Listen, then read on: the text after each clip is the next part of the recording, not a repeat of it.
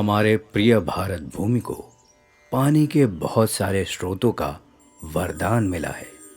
विशाल लहराता सागर, कल कल बहती नदियां, झील, तालाब, वर्षा का जल और भूजल यानी धरती के गर्भ का पानी, जिसे हम मोटर, पंप, हैंड पंप लगाकर या कुएं खोदकर प्राप्त करते हैं।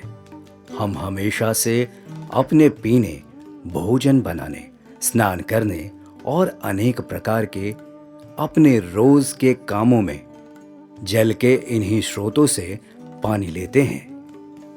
गंगा, ब्रह्मपुत्र के किनारे, मैदानी भागों में बसे गांव में पानी का मुख्य स्रोत कुआं या नलकूप ही है।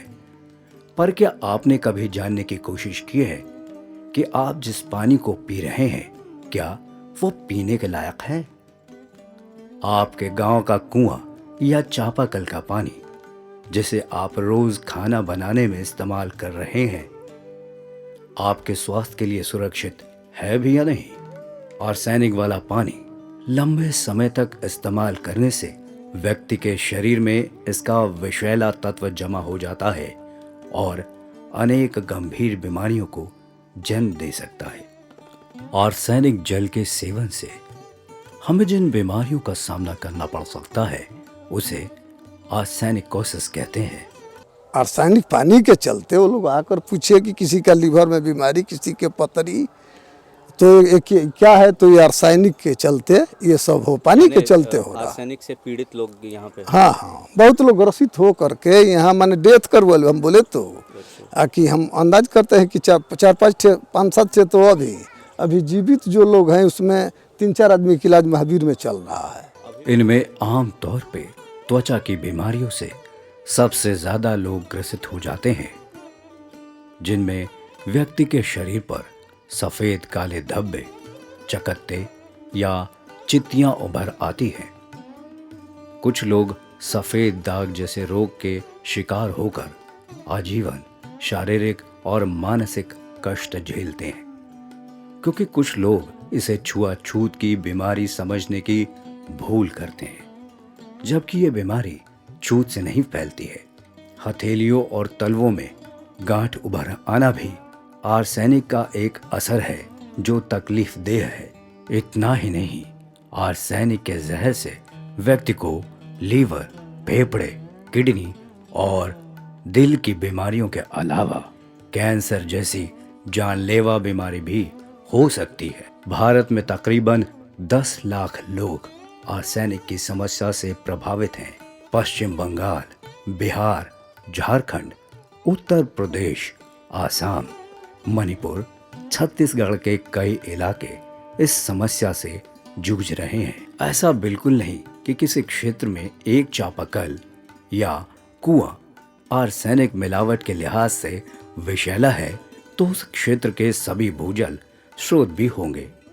इसी क्षेत्र का दूसरा कुआं या चापाकल का पानी पीने योग्य हो सकता है। इसलिए हमें हर एक की जांच अलग अलग करनी होती है। आर्सेनिकोसिस बीमारियां लंबे समय तक आर्सेनिक युक्त जल के लगातार पीते रहने से होता है।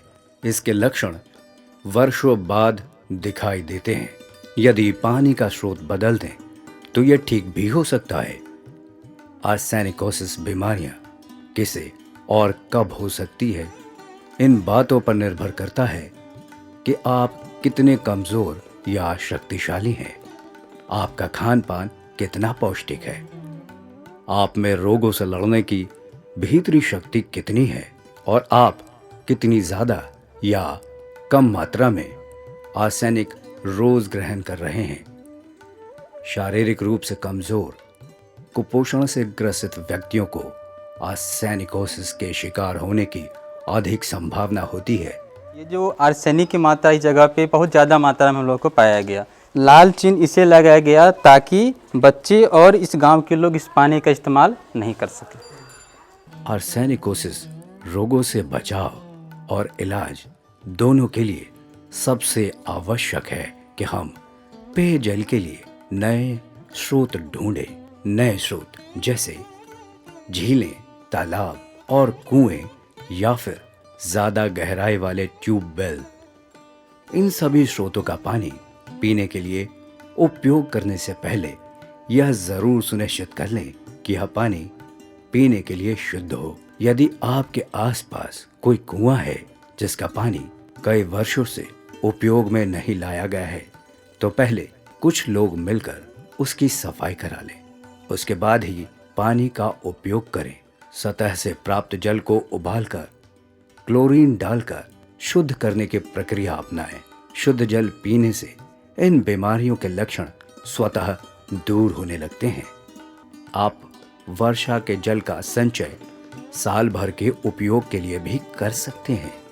रेन वाटर हार्वेस्टिंग तकनीक स्वयं के उपयोग के लिए और भूजल का स्तर बढ़ाने में काफी कारगर साबित हुई है। भूजल का स्तर बढ़ने से दीर्घावधि में आपके क्षेत्र में आर्सेनिक का प्रभाव भी धीरे धीरे कम होने लगेगा। यदि आप किन्हीं कारणवश आर्सेनिक युक्त जल का उपयोग करने के लिए बाधित हैं, तो पीने एवं खाना बनाने के लिए आप सरकार द्वारा जल शुद्धिकरण प्लांट के पानी या फिर पाइप्ड वाटर सप्लाई के पानी का उपयोग भी कर सकते हैं।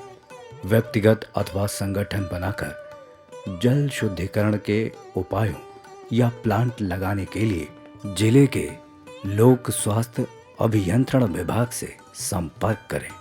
पानी से आर्सेनिक एवं दूसरी अशुद्धियों को निकालने वाले विभिन्न प्रकार के फिल्टर भी आजकल उपलब्ध हैं।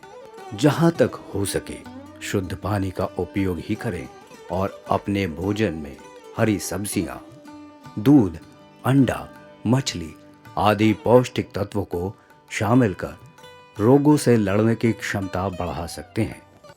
आर्सेनिक प्लांट लगाने से बहुत काफ़ी पब्लिक को फ़ायदा हुआ है, आम जनता को।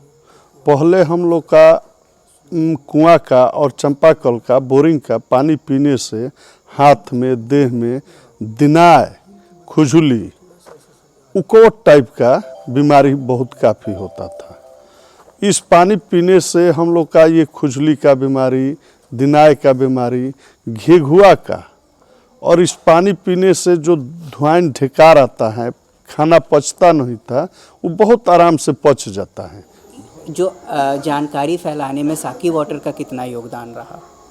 जानकारी बहुत का, हैदराबाद की जो जी जी, टीम आई आप- वो भी घर घर जाके सारे जनता से लोग मिले, यहाँ पानी चेक किए और तब जा के पूछे कि इस प्लांट के पानी पीने से चाचा चाची, बाबा भैया बाबू पीने से आपको कितना फायदा है।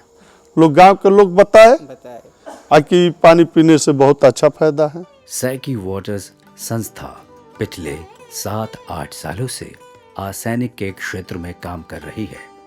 वर्तमान में हम बिहार के भागलपुर और बक्सर तथा आसाम के नलवारी और जोरहाट जिले में काम कर रहे हैं। हमारा मुख्य उद्देश्य लोगों को आर्सेनिक की समस्या से अवगत कराना, उनमें इस विषय को लेकर जागरूकता बढ़ाना और सही उपाय चुनने में उनकी मदद करना है।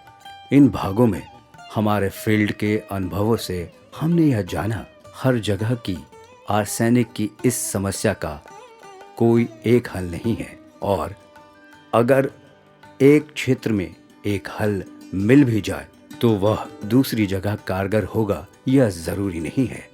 जैसे कुछ जगहों पर कोई दूसरा स्रोत जैसे कुआं है, लेकिन बहुत समय से उपयोग न होने की वजह से उसमें काफी कचरा इकट्ठा हो गया है, तो इसके लिए या तो PHED या दूसरी संस्थाओं से संपर्क करके सफाई कराई जा सकती है, या फिर कम्युनिटी के कुछ लोग मिलकर उसको साफ करा सकते हैं और पीने के लिए शुद्ध पानी का इस्तेमाल कर सकते हैं। पहले विभिन्न प्रकार के मूल्यांकनों जैसे पानी के स्रोतों का परीक्षण, लोगों के स्वास्थ्य का परीक्षण, बेसलाइन सर्वे और PRA के द्वारा गांव अथवा हैबिटेशन की स्थिति का आंकलन करके समस्याओं को बारीकी से समझकर आर्सेनिक से लंबे समय के लिए निजात पाने के उचित योजना बनाना सबसे जरूरी है। सरकार के विभिन्न विभाग जैसे PHED, हेल्थ डिपार्टमेंट, ICDS इत्यादि भी इस समस्या के निदान के लिए कार्यरत हैं। इन डिपार्टमेंट्स के एक एक लोग पंचायत के और गांव के कुछ और लोग मिलकर एक साथ बैठकर अपने गांव के लिए एक सस्टेनेबल आर्सेनिक मिटिगेशन प्लान बना सकते हैं। साथ में बैठक करने से एक तो यह पता चलेगा कि कौन सा उपाय कहाँ सही रहेगा और उस उपाय को लागू करने के लिए सरकार की किसी योजना में से आपके क्षेत्र की आर्सेनिक समस्या के समाधान के लिए बजट उपलब्ध है या नहीं। अगर है तो किस डिपार्टमेंट के पास है और कितना है। डिपार्टमेंट के लोग जब गांव के लोगों के साथ बैठेंगे तो वह क्षेत्र की वास्तविक समस्या को समझकर पॉलिसी को भी उसी अनुसार बदलने का प्रयास करेंगे ताकि उपाय ज्यादा कारगर साबित हो। अब पूरा गांठ हाथ में पैर में माने गणखुल हमनी के भोजपुरिया में कहिला जे गणखुल हो गइल बा। तो गणखुल हो गइल, हाथ में पूरा अपरस हो गइल, पूरा सादा बदन में हो गइल। इस तरह के बहुत लोग इस क्षेत्र में पावल जाए हैं। हाँ, लोगों में हाँ जागरूकता फैलाया गया। हाँ, देहात से हमनी के का जानत नहीं जा कि कौन पानी का हो, लेकिन चेक कइलो डॉक्टर तो कहलो कि ना दूषित पानी बा, गंदा पानी बा। एकरा खातिर अनिवार्य बा कि ई वाटर एटीएम से माने एकरा के संस्था के एकरा के लगावल जा। ई पानी पीहे आदमी तो सेहत सुरक्षित रही।